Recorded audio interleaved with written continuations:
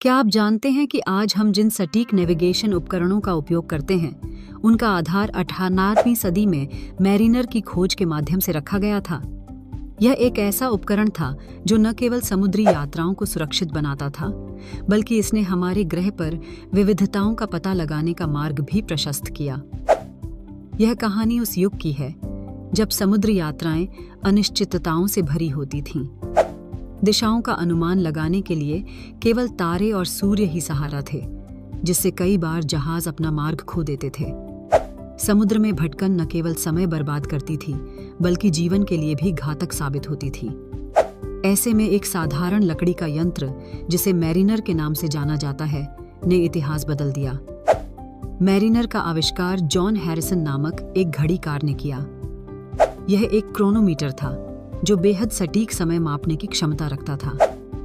सवाल उठता है कि ये समय जानने का समुद्र यात्रा में क्या महत्व था। धरती की गोलाई और अक्षांश देशांतर के अनुसार समय और स्थान का घनिष्ठ संबंध होता है। हैरिसन की इस खोज ने नेविगेशन को सटीक और आसान बना दिया।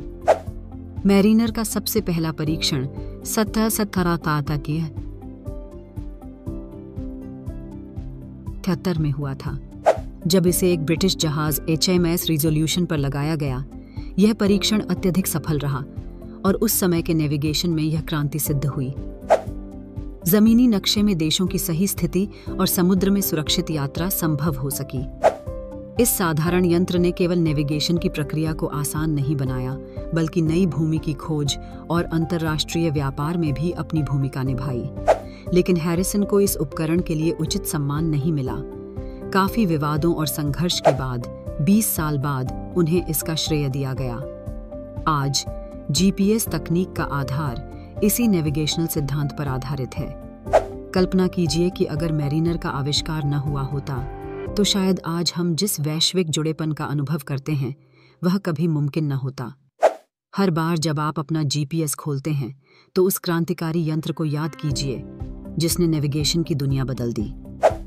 इतिहास की ऐसी अनकही कहानियों को जानने के लिए जुड़े रहिए, क्योंकि हर खोज के पीछे छिपी होती है एक अनोखी दास्तान।